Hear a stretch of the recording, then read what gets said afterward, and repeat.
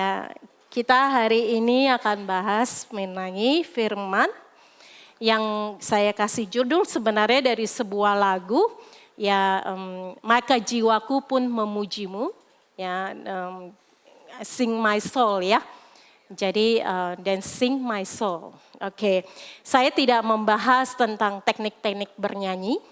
Apakah suara kita suara 1, suara 2, suara 3, suara 1,5 karena tidak di antara 1 dan 2, atau suara 1/4, atau suara alto, suara bass, super alto, super bass, ya, suara super, semuanya super. Kita tidak membahas teknik bernyanyi. Kalau teknik bernyanyi, saya sendiri masih harus belajar dan kita bersyukur TLW diperlengkapi dengan pengajaran tentang teknik bernyanyi oleh pendeta Pak Batara ya. Pak Batara itu sangat memberkati. Tapi kita hari ini akan belajar tentang jiwa yang memuji. Bukan suara yang memuji ya, tapi bagaimana jiwa itu memuji Tuhan. Nah, sebelum kita bicara lebih jauh tentang jiwa yang memuji, saya tahu ini beberapa kali dibahas tentang roh, jiwa, dan tubuh. Tapi kita tidak akan berhenti membahasnya sampai kita benar-benar memahami roh, jiwa, dan tubuh ini ya. Mari kita buka ya di 1 Tesalonika 5 ayat 23. Ini ayat yang menyatakan bahwa kita ini terdiri dari roh, jiwa, dan tubuh ya. Semoga Allah damai sejahtera menguduskan kamu seluruhnya dan semoga roh, jiwa, dan tubuhmu terpelihara sempurna dengan tak bercacat pada kedatangan Yesus Kristus Tuhan kita. Nah, manusia yang terdiri dari roh, jiwa, dan tubuh. Berarti kita sepakat kita adalah manusia roh. Ya, kita sepakat kita punya jiwa dan itu tinggal di dalam tubuh. Yang terlihat pada saat ini adalah tubuh fisik kita. Kenapa kita manusia roh? Karena Tuhan Allah adalah roh. Dia menciptakan kita serupa dan segambar dengan Dia. Makanya kita manusia roh. Tahu dari mana Allah itu roh? Firman yang bilang. Mari kita buka Yohanes 4 ayat 24. Allah itu roh dan barang siapa menyembah Dia harus menyembahnya dalam roh dan kebenaran. Jadi ini jelas dikatakan bahwa itu Allah adalah roh. Nah, jadi dikatakan juga di dalam ayat itu karena Dia adalah roh, kita harus menyembahnya juga di dalam roh dan kebenaran. Kita kupas satu-satu. Apa itu menyembah di dalam roh? Roh apa ini? Karena kita harus hati-hati dan memahami ya, siapakah yang menyembah Tuhan. Nah, untuk menyembah Tuhan, ya, untuk menyembah Tuhan, saya baru belajar pakai ini ya. Jadi kalau kesendat-sendat, tidak bisa. Oke, sekarang sudah bisa. Bagaimana seharusnya kita menyembah Tuhan ya? Jadi roh manusia itu perlu bersatu dengan yang namanya roh Tuhan karena Dia adalah roh Allah. Nah, bagaimana roh manusia ini bisa bersatu? Bagaimana? Nah, di 1 Korintus 6 ayat 17 boleh ditampilkan. 1 Korintus 6 ayat 17. Tetapi siapa yang mengikatkan dirinya pada Tuhan, mengikatkan kita nih, yang mengikatkan diri kita pada Tuhan, menjadi satu roh dengan Dia. Bagaimana sih kita itu diikat? Apakah seperti pakai tali? Kan tidak terbayang ya. Bagaimana? Nah, ada lagi ayat yang menjelaskan bagaimana kita bisa mengikatkan diri kepada Tuhan. Kita buka di 1 Yohanes 4 ayat 2 selanjutnya. Demikianlah kita mengenal roh Allah, setiap roh yang mengaku, roh ya, yang mengaku bahwa Yesus Kristus telah datang sebagai manusia berasal dari Allah. Jadi ketika kita mengaku dengan mulut kita, ya di sana di Roma 10 ayat 9 sampai 10, bahwa Yesus adalah Tuhan dan percaya di dalam hati sebenarnya kita sedang mengikatkan diri kita bersatu dengan roh Allah. Nah itulah di mana kita menyembah Tuhan di dalam roh. Jadi roh yang telah bersatu dengan Tuhan itu roh yang mengaku dengan mulut dan percaya dalam hati. Ini yang menyembah Tuhan. Bukan orang-orang yang tidak percaya, berbeda. Orang-orang percayalah yang menyembah Tuhan. Lalu bagaimana kalau orang tidak percaya, dia menyanyikan lagu rohani, ya apakah dia menyembah Tuhan?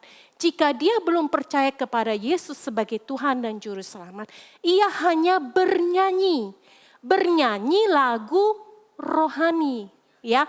Dia belum menyembah Tuhan, karena menyembah Tuhan kita perlu menyembahnya di dalam roh, di mana kita telah diikatkan menjadi satu dengan Tuhan. Ya, jadi sampai di sini saya beri sedikit ya pemahaman dulu tentang menyembah di dalam roh sebelum kita masuk kepada jiwa. Nah selanjutnya di 1 Korintus 2 ayat 12 agak banyak ayatnya supaya kita paham, ikuti ya. 1 Korintus 2 ayat 12. Ya saya bacakan saja. Kita tidak menerima roh dunia, tetapi roh yang berasal dari Allah supaya kita tahu apa yang dikaruniakan Allah kepada kita. Jadi kita ini yang kita terima itu bukan roh dunia. Jadi ada yang namanya roh dunia. Artinya keduniawian ya. Tetapi roh yang berasal dari Allah ini yang kita terima memampukan kita mengetahui apa yang dikaruniakan Allah kepada kita. Kalau kita tidak tahu apa saja yang Tuhan sudah sediakan buat kita, kita perlu datang dan percaya kepadanya supaya kita menerima kemampuan itu. Roh yang berasal dari Allah itu yang memberi kita tahu apa yang dikaruniakan Allah kepada kita. Nah itu tentang menyembah Tuhan di dalam roh. Jadi kita paham ya, sepakat bahwa yang menyembah Tuhan adalah orang-orang yang percaya kepada Yesus Tuhan dan Juru Selamat.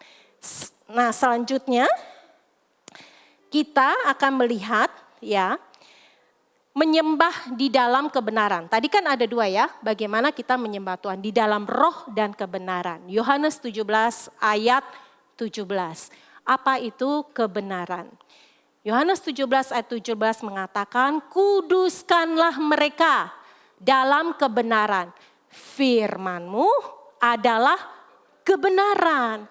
Nah, kemarin dibahas banyak sekali oleh Bapak Dolfi, sangat bagus sekali tentang tanah hati, 4 jenis tanah hati, dan dibahas tentang firman.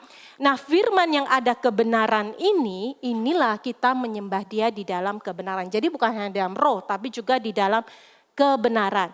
Mari kita buka Yohanes 8 ayat 30 sampai 31. Setelah Yesus mengatakan semuanya itu, banyak orang percaya kepadanya. Jadi setelah Yesus berfirman, banyak orang yang percaya kepadanya, maka katanya kepada orang-orang Yahudi, ini orang Yahudi yang percaya kepada Yesus ya, jikalau kamu tetap, nah ini orang ini sudah menjadi orang percaya, tapi Yesus memberikan nasihat, ya memberikan firman-Nya, jikalau kamu tetap dalam firman-Ku, kamu benar-benar adalah murid-Ku. Bukan hanya percaya bahwa Yesus adalah Tuhan, tapi tetap di dalam firman. Baru kita benar-benar adalah murid. Nah, di dalam menyembah Tuhan dalam roh dan kebenaran, kita benar-benar perlu tetap dalam firman dan dimuridkan. Itu penting, ya. Oke, selanjutnya, dan kamu akan mengetahui kebenaran, dan kebenaran itu akan apa? Memerdekakan kamu. Jadi menjadi murid Tuhan, dimuridkan, belajar firman Tuhan itu sangat berguna buat kita. Kita akan mengalami yang namanya kemerdekaan. Saya sudah dimerdekakan tuh. Ya, saya sudah menerima Yesus sebagai Tuhan, menerima keselamatan. Tapi pola pikir kita perlu dimerdekakan. Ini yang perlu kita belajar menjadi murid. Nah ayat selanjutnya lagi ya, kita banyak belajar ayat-ayat di Filipi 2 ayat 5. Hendaklah kamu dalam hidupmu bersama, kita bersama-sama ini ya. Menaruh pikiran dan perasaan yang terdapat juga dalam Kristus Yesus. Hidup bersama kita di TLW ini sangat penting. Masing-masing menaruh pikiran dan perasaan yang sama. Bukan satu sama lain sama dengan satu. Tapi yang terdapat di dalam Kristus Yesus. Bayangkan kalau kita satu gereja, satu komunitas, pikiran dan perasaan yang kita tuh terdapat dalam Kristus Yesus. Saya percaya konflik itu hampir tidak ada. Karena pikiran dan perasaan kita sama di dalam Kristus. Nah, di mana pikiran dan perasaan Kristus itu ada? Tentu saja ada di dalam firman-Nya. Dan pikiran dan perasaan itu ada di dalam jiwa kita. Ya, di jiwa. Nah, itu sebab ini ayat yang sering didengung-dengungkan TLW. 3 Yohanes 1 ayat 2. Saudara yang kekasih, ya, aku berdoa semoga engkau baik-baik. Baik-baik artinya prosper, makmur, dan sehat-sehat saja dalam segala sesuatu. Sama seperti jiwamu baik-baik saja. Jiwa yang baik-baik itulah yang disebut prosper. Kemakmuran itu dimulai dari jiwa yang baik-baik saja. Saya ingin cerita sebelum saya ikut Charis Bible College atau TLW ya, kira-kira 12 tahun yang lalu. Saya mengalami yang namanya pergumulan, di mana sampai satu titik saya bilang habis hidup saya. Saya tidak punya masa depan, habis tubuh saya, jiwa saya habis. Karena saya merenungkan masalah saya, sampai di titik saya bilang tidak ada lagi jalan keluar, habis semuanya habis. Saya meraung-raung, satu titik saya pikir saya sudah mau gila. Karena di dalam hati saya sudah tertutup semuanya jalan keluar. Balik lagi sebelum 12 tahun, di usia youth saya, makanya kita penting sekali untuk ikut youth ya. Di masa youth saya itu, saya dikenalkan sama Tuhan waktu saya umur 17 tahun oleh salah satu sahabat saya. Saya dibawa di satu gereja ya namanya Youth Successful Bethany. Di sana kami tiap hari diajarkan untuk saat teduh. Untuk membaca firman, merenungkan firman. Saat itu saya belum mengerti ya firman tentang kebenaran kasih karunia. Tetapi saya memulai membangun pola hidup saya dengan merenungkan firman. Jadi tiap jam 4 pagi saya pikir waktu itu Tuhan akan bicara kalau di jam 4 pagi. Karena dia bilang pagi-pagi benar gitu kan, Tuhan pergi untuk berdoa. Jadi kalau sebelum ke sekolah jam 4 pagi saya bangun dan saya baca firman. Saat itu ketika saya terima baptisan Roh Kudus juga, saya pulang sekolah apa yang saya lakukan jam 4 lagi. Saya nggak tahu, saya suka banget jam 4 gitu ya. Saya buka lagi firman. Jadi tiap kali saya menabur firman di dalam diri saya, tanpa saya benar-benar memahami. Tapi lihatlah kebenaran itu akan memerdekakan kita. Sekalipun pengertian saya masih sangat tidak, belum saat itu belum bertumbuh. Tapi benar-benar firman itu saya simpan. Sampai satu kali di 12 tahun yang lalu. Saat saya hampir mau gila itu. Saya tahu sekarang kenapa orang jadi gila. Sebelum dia jadi gila. Sebaiknya dia belajar firman Tuhan. Kalau tidak dia akan gila. Jadi waktu itu terjadi, firman itu keluar semua ya di jiwa itu keluar menyatakan Tuhan, menyatakan penyertaan Tuhan, menyatakan kasih Tuhan itu meledak di pikiran saya sehingga saya tidak jadi gila. Jadi jiwa saya tidak jadi sakit. Di sana saya tahu. Orang kalau mau gila, itu karena dia memikirkan masalahnya sampai di titik dia menyerah dan mengatakan, saya tidak punya jalan keluar, makanya error konslet. Tapi kalau ada firman Tuhan, ya firman itu lebih kuat. Dia seperti pedang yang bermata dua. Dia akan membuat kita bebas dan saya merdeka sampai saat ini. Saya bicara dengan sewaras-warasnya. Amin ya. Dan itulah tentang jiwa. Nah, seorang anak Tuhan, saya balik lagi sana ya, saya ini sedang bercerita tentang bagaimana kebenaran itu memerdekakan. Seorang anak muda datang kepada saya. Wah, ini anak muda yang luar biasa ya. Dia baru mau belajar tentang firman Tuhan. Jadi dia banyak bertanya. Saya senang sekali ketika dia bertanya karena itu juga memberkati saya dan dapat memberkati dia. Dia mengalami yang beberapa masalah, terus dia bertanya, "Kak, kalau saya berdoa kepada Tuhan, saya hanya menangis saja." Karena waktu itu hatinya sedang terluka ya. Itu cukup kan ya? Kan jiwa saya menangis dan Tuhan mengetahui apa yang di dalam hati saya, di dalam jiwa saya. Bapak, Ibu, saudara-saudari sekalian, yes. Tuhan tahu apa yang di dalam hati kita. Dia Maha tahu. Masalahnya, ketika kita berdoa dengan hanya menangis-nangis saja, kita seperti anak kecil yang jatuh, terluka, lalu meraung-raung. Apakah lukanya sudah sembuh? Belum sembuh. Jadi ketika kita menangis-nangis di dalam jiwa kita, kita itu belum menyatakan kebenaran. Tuhan mengetahui kita, tetapi apakah kita mengetahui kebenaran? Dan apakah kita mendoakan kebenaran pada waktu jiwa kita bermasalah? Apakah kita menyatakan siapa Tuhan, Allah kita? Jadi kita perlu supaya pada waktu kita berdoa itu, kita perlu mengetahui apa yang menjadi kebenaran firman Tuhan. Itulah yang menyembuhkan kita, bukan nangis-nangisnya. Kalau kita hanya sekedar datang kepada Tuhan, Tuhan aku dilukai, itu mengeluh. Tuhan aku dibenci, Tuhan aku sakit.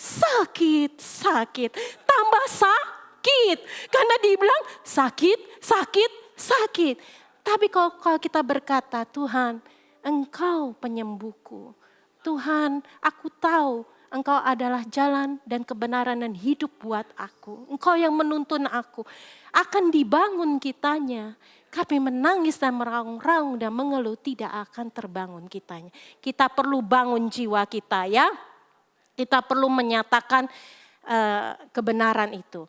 Jadi kenapa kita penting bagi kita untuk mengetahui kebenaran, ya, di jiwa kita perlu diperbaharui. Roma 12 ayat 1-2, ayat yang sering kali kita sebutkan, merubahkan pola pikir ini. Karena kita ini memuji Tuhan. Sekali lagi, kita memuji Tuhan. Jadi kita perlu kenal dong siapa yang kita puji, benar? Ya, kita perlu kenal siapa yang kita puji. Nah, saya ada dua pasangan suami istri yang saya akan minta ke depan. Silakan kedua pasangan suami istri ini kompak sekali. Mengapa saya memilih mereka? Sering sekali mereka berpakaian sama, ya. Dan ada luar biasa, ya. Jadi saya memilih mereka. Oke, silakan. Saya mau bertanya nih pasangan suami istri. Sebelum menjadi suami istri, ya, Luis dan Lita sudah saling mengenal atau dating berapa lama? Pertama kali ketemu itu sebelum bonding. Perlu bonding kalau gitu kalian ya. Ternyata menemukan pasangan hidup ya sebelum bonding. Oke. Bonding yang 2 tahun lalu. 2 tahun lalu. Nah, baru ya pendekatan, jadian tuh tanggal 1 Juni 2023. Jadi itu berapa lama ya? Berapa bulan lah. 2 bulan doang perkenalan, jadian sampai ke pernikahan tuh kurang lebih setahun. Setahun, luar biasa. Oke, pernikahan kalian sudah berapa lama ini pernikahannya? 8 bulan. 8 bulan. Nah, selama 8 bulan ini ya, dari masa dating sampai pernikahan. Lita, apa yang dilihat daripada Luis yang dimana kamu kenal dia dan kamu mengucap syukur untuk seorang Luis ini? Orangnya sabar. Sabar. Kebanyakan sabarnya sih. Banyak sabar. Apalagi sekarang kan kondisi lagi hamil.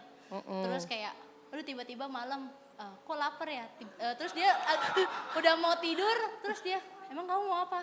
Aku mau susu, ya udah dibikinin dia. Padahal udah lampu mati gitu. Wah. Apa aja kayak, aduh aku pengen tiba-tiba pengen mangga, langsung cari gitu di mana jauhnya. Wow, luar Jadi biasa ada ya. effortnya lah. Ada effortnya ya. Melayani, sangat melayani. Ada lagi, Ita? Terus ya ngebantu juga untuk dalam kayak ngurus rumah juga. Jadi saling ngebantu lah, apalagi kayak kemarin seminggu ditinggal mama lagi pergi ke luar negeri. Terus sama sekali kayak biasanya kan ada mama, ini cuma berdua doang. Terus kayak ya udah kamu yang nyapu ngepel, aku yang masak nasi, ya udah gitu doang. Wow, ringan tangan Dan dia ya. mau gitu walaupun capek kerja jauh ya kan. Tapi kita sama-sama kerjasama ya jadi nggak capek. Wow, luar biasa. Oke, sekarang Luis, hal-hal yang syukur tentang Lita ini. Mengucap syukur ya, maksudnya kan setelah dua-duanya orang tua meninggal kan, ya nggak ada arah lah. Awal-awal emang nggak ada arah. Datang ke TLW, ya maksudnya suka masa seorang ya, dan mau menerima apa adanya. Dulu kan belum maksudnya pekerjaan juga masih mungkin dibilang kurang juga, dan memang nggak ada siapa-siapa ya, tapi dia mau nerima juga, keluarganya juga mau nerima apa adanya dan menganggap seperti keluarga sendiri lah gitu. Walaupun memang belum hubungan belum lama gitu, tapi udah mau menerima satu sama lain. Dan ya kita komit dari pacaran Juni, Agustus kita bilang iya kita mau nikah, langsung kita DP untuk gedung segala macam, ya kita jalanin 1 tahun itu. Ya perlu perjuangan lah, banyak perjuangan dilalui. Ya mengucap syukur juga, mau terima kekurangan, kelebihan juga, dan juga ya mengucap syukur saat ini dikaruniai seorang bayi di dalam tubuh Lita juga. Dan puji Tuhan semua diberikan oleh Tuhan yang baik pokoknya semuanya. Wow, puji Tuhan. Oke, Lita, pada waktu Luis mengatakan hal ini, hati kamu diberkati tidak? Iya. Iya, pernah mendengar sebelumnya? Enggak. Oke, Luis, pernah mendengar nggak sebelumnya Lita berbicara seperti ini? Ya nggak tersampaikan lewat maksudnya kata-kata, tapi kan memang perbuatannya juga dibuktikan oleh perbuatan lah, Ya. gitu. Oke, jadi terberkati ya, terberkati. Oke, terima kasih. Tepuk tangan buat pasangan ini berdua. Boleh tolong ini? Kita kadang-kadang lupa memuji Tuhan. Ya, lihat kita sebagai pasangan suami istri atau suami ke istri, istri ke suami, atau anak ke ayah, ayah ke anak ya, ataupun ibu ke anak dan seterusnya, atau ke teman ya. Kita perlu berlatih untuk bukan memuji untuk bluffing ya, tapi memuji karena kita mengucap syukur begitu. Seorang Andrew Wommack, dia punya 2 anak. Jadi waktu anaknya itu masih usia sangat muda, dia ajak anak keduanya bermain kuda gitu. Karena itu di luar negeri biasanya rata-rata permainannya bermain kuda gitu. Kalau kita di sini kuda-kudaan ya. Di sana kuda benaran. Setelah seharian di padang bermain gitu, pulang anaknya letih. Kalau biasanya kebudayaan orang-orang barat kan dia akan membawa anaknya masuk kamar, terus dia akan mematikan lampunya ya seperti film-film lah ya, terus mengucapkan selamat malam. Salah satu anaknya mengatakan gini, "Ayah, engkau adalah ayah yang baik." Dan Andrew mengatakan, waktu anaknya mengatakan, "Ayah, engkau ayah yang baik," itu sangat memberkati Andrew. Ya, jadi ketika kita memuji Tuhan, sebenarnya kita memberkati Tuhan. Kalau kita berpikir bahwa dengan melayani kita memberkati Tuhan, sebenarnya dengan memuji Tuhan, menyatakan siapa diri Dia, kita itu sangat memberkati Dia. Namun kita perlu memuji Tuhan di dalam kebenaran. Ya, kita memuji Tuhan sesuai dengan kebenaran firman Tuhan.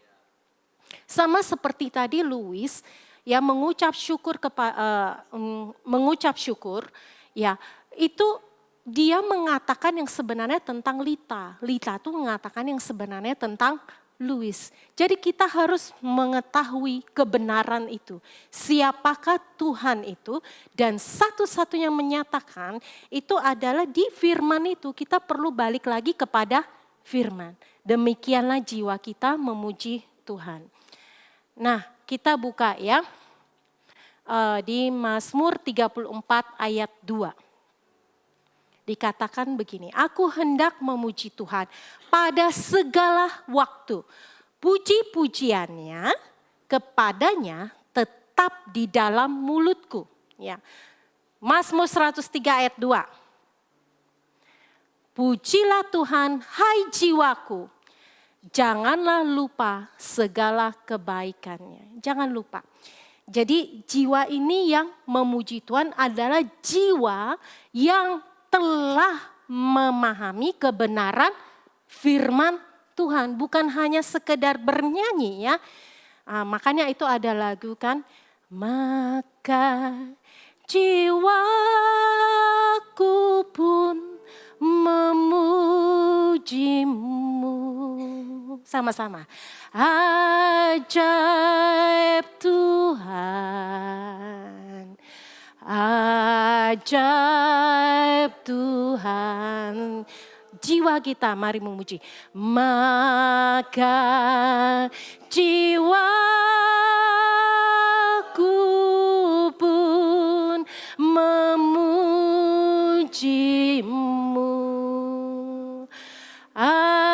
Ajaib Tuhan. Ajaib Tuhan. Ajaib Tuhan. Waktu jiwa kita memuji, apa kita tahu seberapa ajaibnya Tuhan? Suatu kali saya naik cruise, waktu naik cruise saya cari tempat yang paling tinggi. Saya ingat film Titanic ya. Jadi saya kepingin cari tempat yang paling tinggi, yang paling ujung itu di mana bisa lihat samudra yang luas.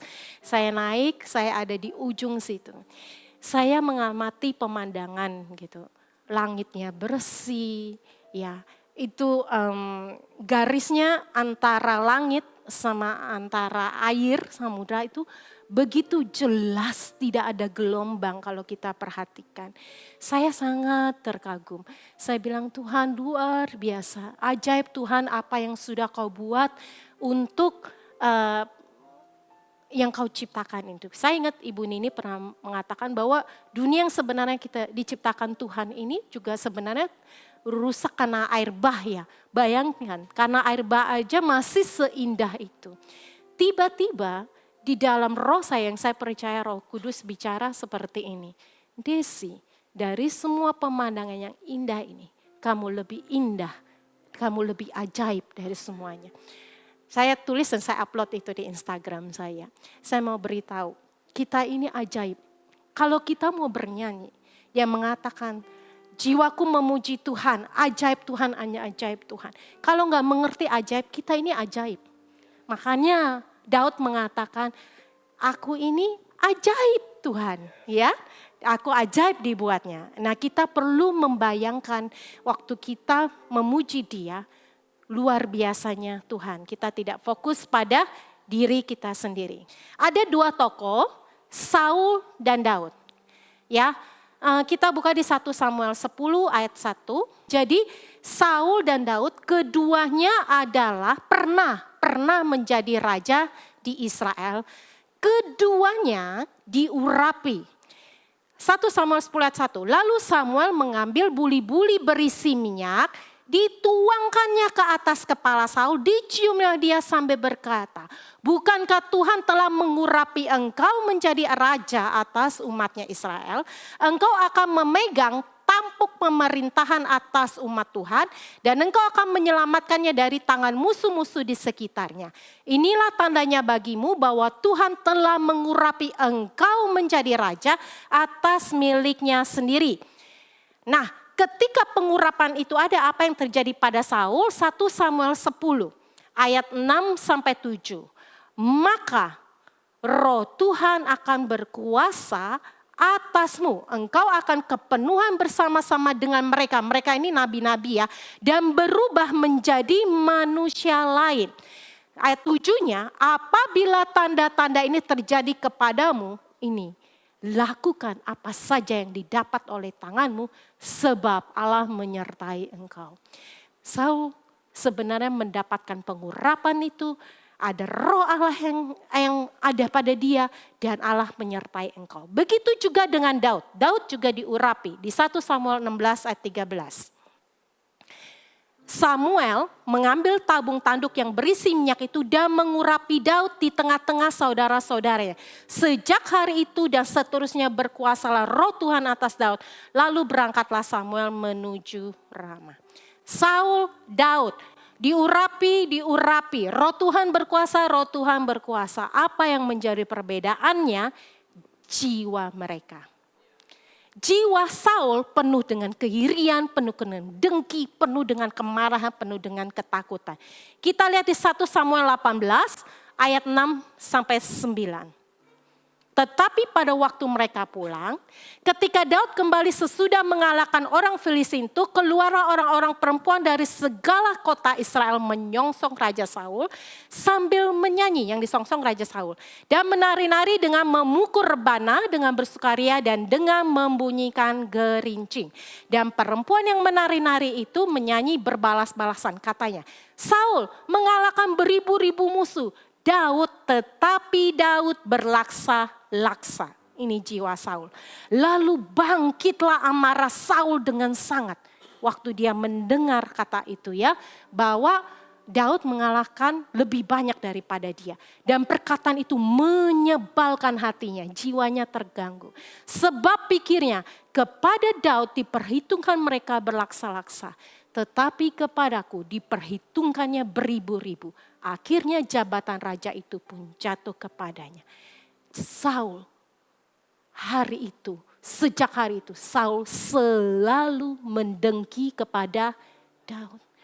Jiwa Saul penuh iri, penuh kedengkian. Dia takut kalau Daud nanti akan lebih berkuasa. Berbeda dengan jiwa Daud. Nah, kita lihat tulisan-tulisan Daud, bagaimana Daud banyak memuji Tuhan. Mazmur 54, untuk pemimpin biduan dengan permainan kecapi nyanyian pengajaran Daud. Lanjut. Ketika orang Sivi datang mengatakan kepada Saul, Daud bersembunyi kepada kami. Jadi saat itu Daud menghadapi musuh-musuhnya ya. Dia berdoa seperti ini, Allah, ya Allah selamatkan aku karena namamu. Karena namamu Tuhan selamatkan aku, bukan karena aku, dia bilang. Berilah keadilan kepadaku karena keperkasaanmu. Ya Allah dengarkanlah doaku, berilah telinga kepada ucapan mulutku. Ini doa di perjanjian lama ya. Sebab orang-orang yang angkuh bangkit menyerang aku, orang-orang yang sombong ingin mencabut nyawaku. Mereka tidak mempedulikan Allah, ini yang dikatakan Daud. Sesungguhnya dia mendeklarasikan siapa Allah. Allah adalah penolongku, Tuhanlah yang menopang aku. Berbeda dengan Saul ya. Biarlah kejahatan itu berbalik kepada seteru-seteruku, binasakanlah mereka karena kesetiaanmu. Dengan rela hati, aku akan mempersembahkan korban kepadamu, bersyukur sebab namamu baik ya Tuhan. Sebab ia melepaskan aku dari segala kesesakan. Jadi Daud mengingat apa yang Tuhan buat di dalam kehidupannya ya. Dan mataku memandangi musuhku. Jadi di sini ya Daud memandang Tuhan. Saul memandang dirinya. Saul memandang ketidakmampuan dirinya yang hanya mengalahkan beribu-ribu. Dirinya dan dirinya. Kemudian dia memandang kepada Daud yang mengalahkan berlaksa-laksa. Daud berbeda. Dia memandang kepada Tuhan, dia meninggikan Tuhan. Pada waktu dia meninggikan Tuhan, dia memandang rendah musuhnya. Beda. Waktu kita memuji Tuhan, seharusnya kita meninggikan Tuhan, lalu kita memandang musuh kita. Kalau saat kita sakit, kita meninggikan Tuhan dan memandang rendah penyakit kita. Kalau saat kita sedang yang namanya mengalami aniaya karena firman, kita meninggikan Tuhan dan menganggap rendah perkataan-perkataan yang mengejek kita. Kalau pada saat kita mengalami kekurangan, ya sedang bermasalah dengan keuangan, kita meninggikan Tuhan, firman-Nya yang menyatakan bahwa Dia akan memberkati kita. Kita memandang rendah semua kesulitan mendapat pekerjaan dan sebagainya. Kita memandang rendah semuanya itu, menganggapnya sebagai sampah. Kita perlu seperti itu pada waktu memuji Tuhan. Siapa yang kita pandang tinggi dan siapa yang kita pandang rendah. Jangan kita pandang orang-orang di sekeliling kita. Jangan kita pandang masalah-masalah kita. Kita akan bermasalah dengan jiwa kita waktu kita memandang kepada hal-hal seperti itu. Sama seperti Saul. Satu kali saya jalan pagi, dulu waktu masa COVID dan hampir mau selesai masa COVID, kita sering jalan-jalan di Navapak bersama beberapa teman ya, salah satunya dengan Pak Iwan. Nah pada waktu itu saya waktu lagi teman-teman sudah lari-lari, saya di belakang sama Pak Iwan. Hati saya sedang, jiwa saya lagi masalah gitu. Jadi saya mau minta nasihat. Saya tanya sama Pak Iwan. Saya cerita gitu ya, Pak Iwan saya punya masalah seperti ini di dalam pekerjaan begini-gini. Belum saya selesai cerita, Pak Iwan sudah bisa memberi nasihat. Sakti juga ya. Kemudian Pak Iwan memberi nasihat seperti ini, Desi, saya lihat kamu, mungkin dia sudah lupa ya, tapi saya tidak melupakan karena nasihat itu memberkati saya. Dia bilang, kamu sering kali memberikan solusi ya kepada seseorang yang tidak bisa menyelesaikan masalahnya.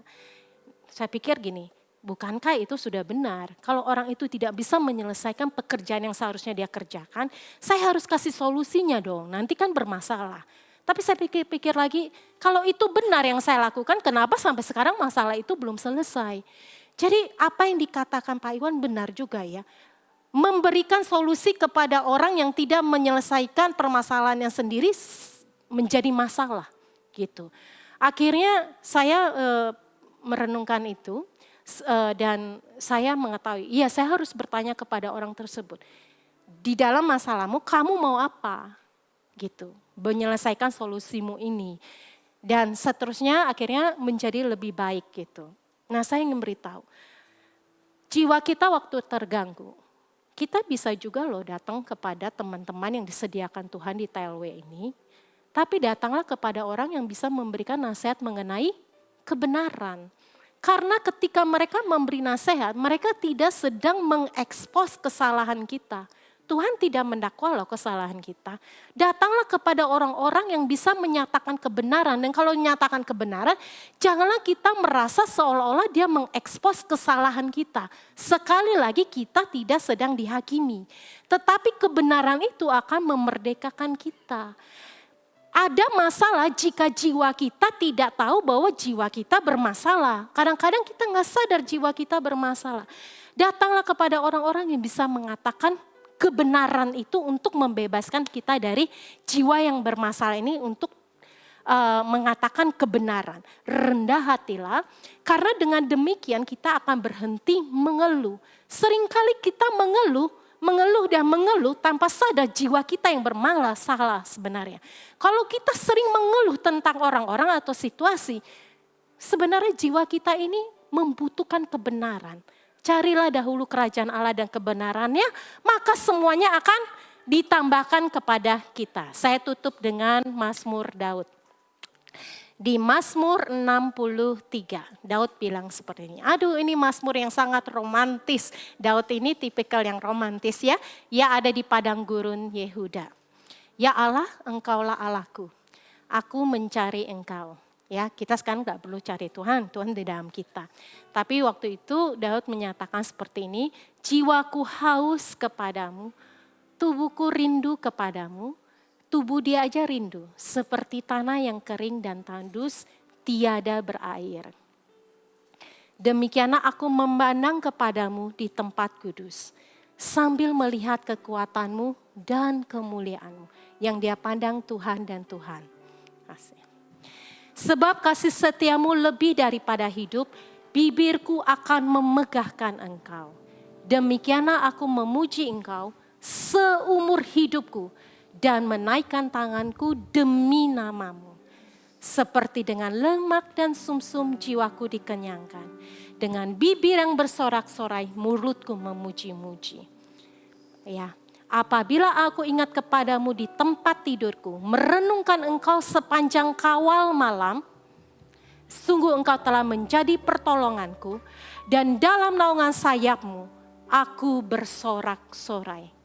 Jiwaku melekat kepadamu, tangan kananmu menopang aku. Sampai di sini,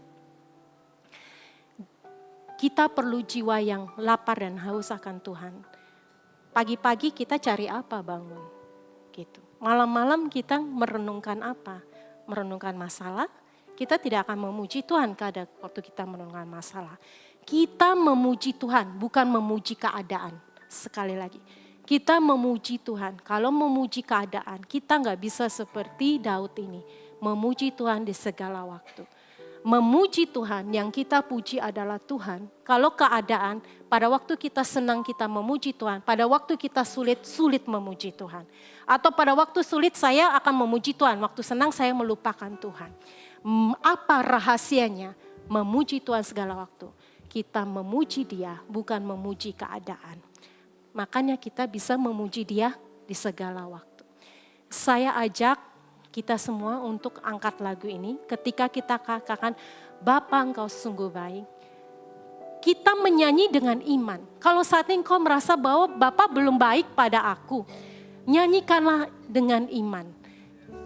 Dengan iman, Bapa sungguh baik. Kasih Dia melimpah di dalam hidup kita. Katakan satu persatu karena ayat ini ada di dalam kebenaran firman Tuhan. Waktu kita katakan berkat-Mu tersedia bagi aku. Kalau saat ini kita mengalami pergumulan di dalam keuangan, kita katakan dengan iman, berkat-Nya tersedia bagiku. Sembahlah Dia menggunakan lagu ini. Ketahuilah inilah firman, dan firman itu memerdekakan kita. Saya berdoa kalau kita pada saat memuji Tuhan dan kita menangis. Kita bukan menangis karena keadaan kita. Kita menangis karena kita benar-benar menyaksikan kebaikan Tuhan.